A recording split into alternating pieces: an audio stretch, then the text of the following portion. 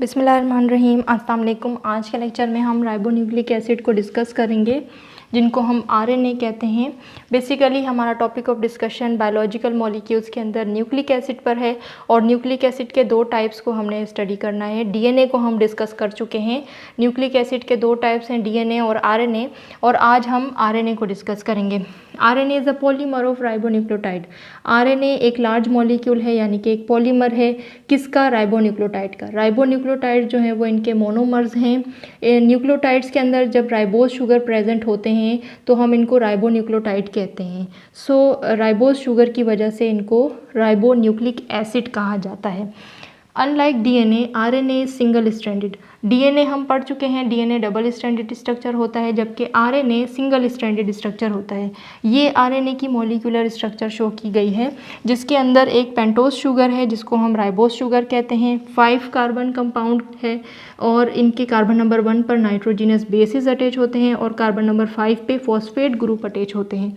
तो ये एक पॉलीन्यूक्लियोटाइड का स्ट्रक्चर है और ये एक राइबोन्यूक्लियोटाइड है, ये दूसरा राइबोन्यूक्लियोटाइड है। तो इस तरह से राइबोन्यूक्लियोटाइड्स जो हैं वो आपस में मिलकर पॉलीन्यूक्लियोटाइड का स्ट्रक्चर देते हैं। सो इनके कार्बन नंबर 1 पर नाइट्रोजिनस बेसिस अटैच होते हैं और नाइट्रोजिनस बेसिस 4 टाइप्स के होते हैं।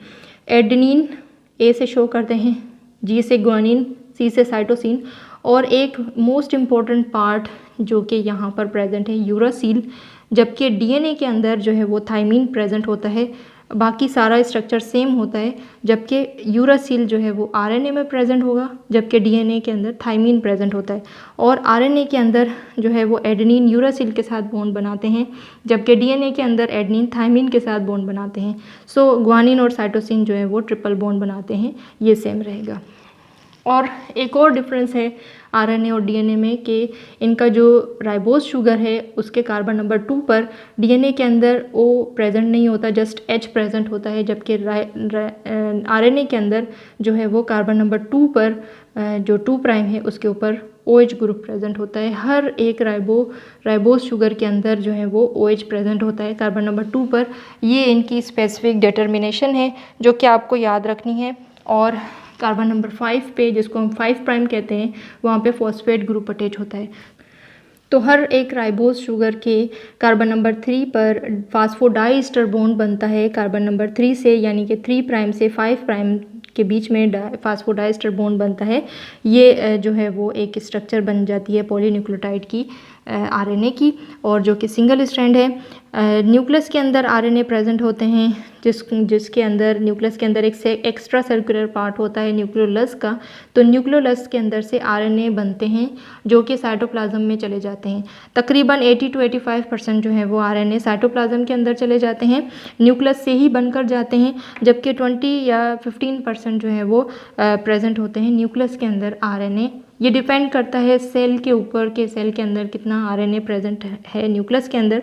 ये इनकी जो परसेंटेज है वो वेरिएबल भी हो सकती है, बट आप लोगों को याद रखना है कि जो 80% है, 80 to 85 या 95% जो है वो आरएनए हमेशा साइटोप्लाज्म के अंदर ज़्यादा प्रेजेंट होंगे।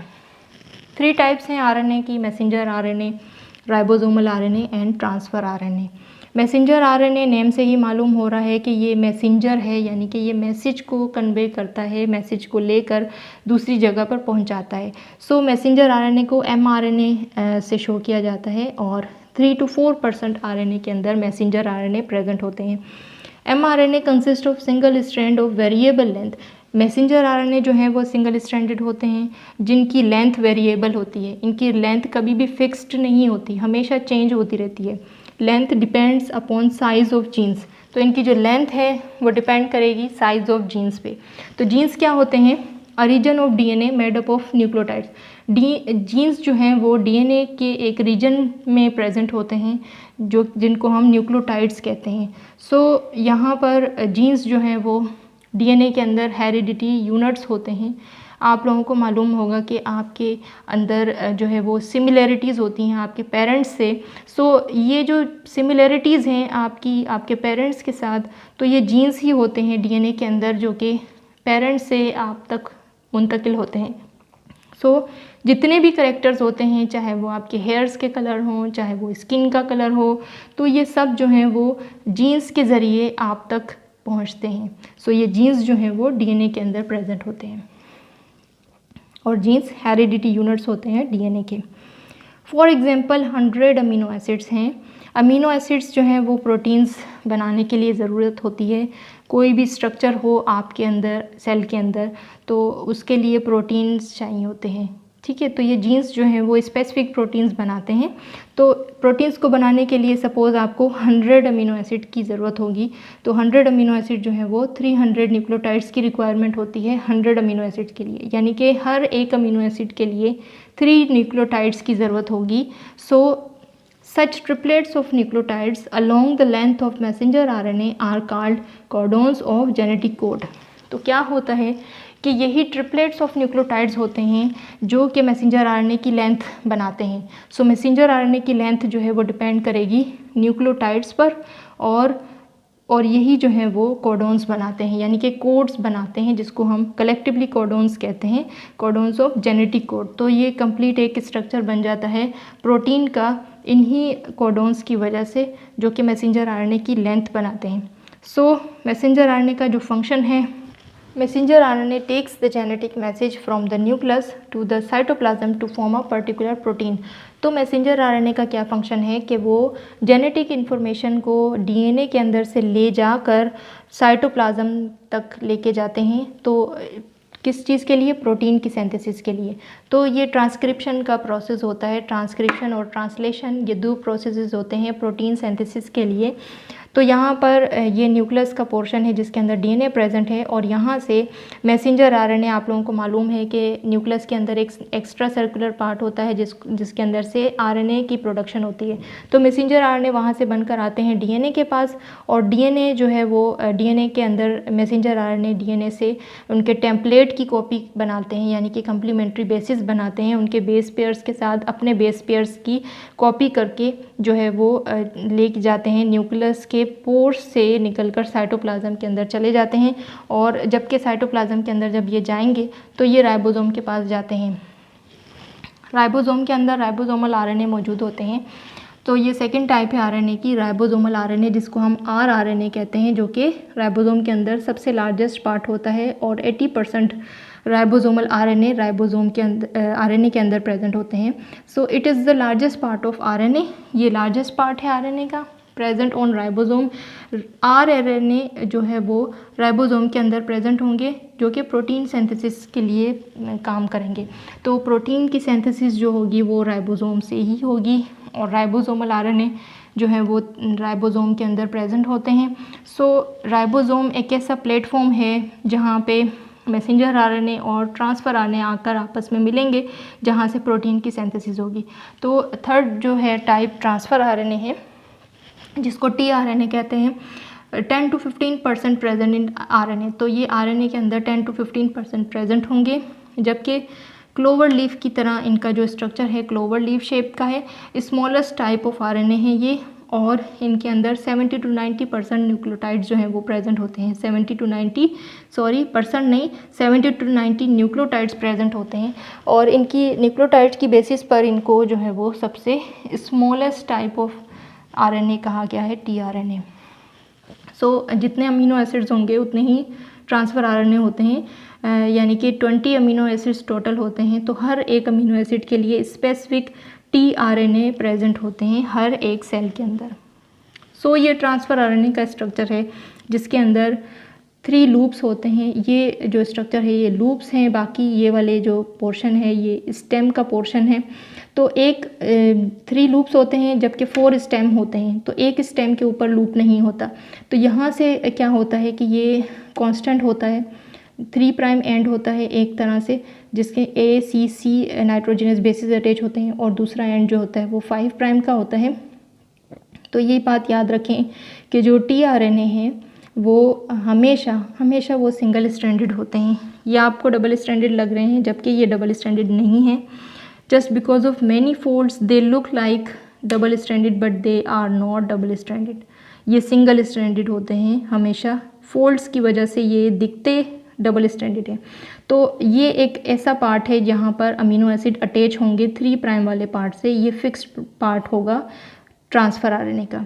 ये नाइट्रोजिनस बेसिस हैं ACC, adenine, cytosine and cytosine, और ये 3 प्राइम वाला एंड है राइबोज शुगर का।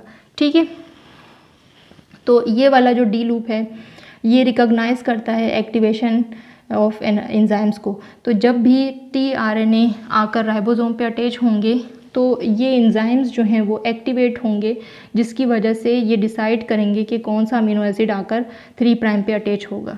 पहले याद रखें ये पहले ये अटैचमेंट ऑफ अमीनो एसिड यहाँ पर नहीं होगी। जब ये ट्रांसफर आरएनए राइबोसोम के पास आएंगे तभी इनके ऊपर अमीनो एसिड्स की अटैचमेंट होगी, just because of recognization of activation enzyme. Enzymes इनको एक्टिवेट करेंगे तो ही ये अमीनो एसिड को एक्सेप्ट करेंगे यहाँ से।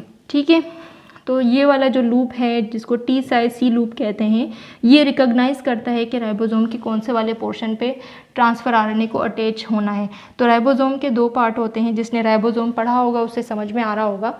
तो राइबोसोम के एक लार्ज सब यूनिट है और एक स्मॉल सब यूनिट होता है। तो ट्रांसफ़र आरएनए जो होते हैं वो राइबोसोम के लार्ज सब यूनिट पे आकर अटैच हो जाते हैं, और जो 4th वाला जो मिडल वाला लूप है इसके पास 7 बेसिस मौजूद होते हैं, जिनमें से 3 बेसिस जो हैं वो ये एंटीकोड बनाने में बना देते हैं। यानी कि इनके पास एंटीकोड होता है किस चीज़ का? मैसेंजर आरएनए का। तो मैसेंजर आरएनए जो है वो राइबोसोम के स्मॉल यूनिट पर आकर अटैच होते हैं, मैसेज लेके आते हैं ये डीएनए से। ये जेनेटिक कोड्स हैं जिनको हम कोडोन्स कहते हैं। तो ये एंटी कोडोन्स जो हैं वो ट्रांसफ़र आरएनए से आकर राइबोसोम के ऊपर अटैच हो जाते हैं, ये ट्रांसफ़र आरएनए, और ये जो है वो कोड एंटी कोड लेकर आकर जो है वो यहाँ से एंजाइम की एक्टिवेशन होती है। जैसे ये एंटी कोड एक दूसरे के साथ मिल जाते हैं, यानी कि साइटोसिन ग्वानिन के साथ कोड बनाते हैं, यूरासिल जो है वो एडनिन के साथ, क्योंकि ये ट्रांसफ़र आरएनए है इसलिए इनके पास थाइमिन प्रेजेंट नहीं होगा, इनके पास यूरासिल प्रेजेंट होता है। तो एडनिन जो है वो यूरासिल के साथ एंटी कोड बनाकर जो है वो यहाँ पर एक्टिवेशन एंजाइम डी लूप से जो है वो एंजाइम की एक्टिवेशन होगी, जो कि डिसाइड करेगा कि कौन से अमीनो एसिड स्पेसिफिक होंगे। हर ट्रांसफ़र आरएनए के लिए स्पेसिफिक अमीनो एसिड्स होंगे। अब ये वाला जो कोड है GAA, इस कोड के लिए स्पेसिफिक अमीनो एसिड होगा साइटोप्लाज्म में।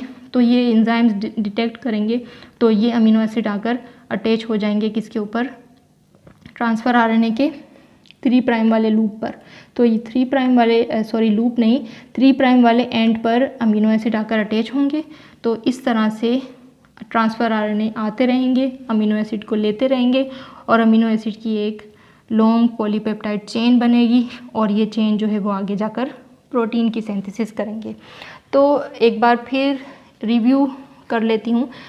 ये इस ट्रांसक्रिप्शन और ट्रांसलेशन वाले पार्ट को जो है वो हम डिटेल से दोबारा से पढ़ेंगे, बट आप लोगों को समझाने के लिए कि मैसेंजर आरएनए का क्या फंक्शन है, राइबोसोमल आरएनए और टीआरएनए का क्या फंक्शन है, तो एक बार फिर डिटेल से समझ लेते हैं। यहाँ पर 2 प्रोसेस होने हैं, ट्रांसक्रिप्शन और ट्रांसलेशन। ट्रांसलेशन हमेशा साइटोप्लाज्म में होगी और ट्रांसक्रिप्शन हमेशा न्यूक्लियस के अंदर होगी।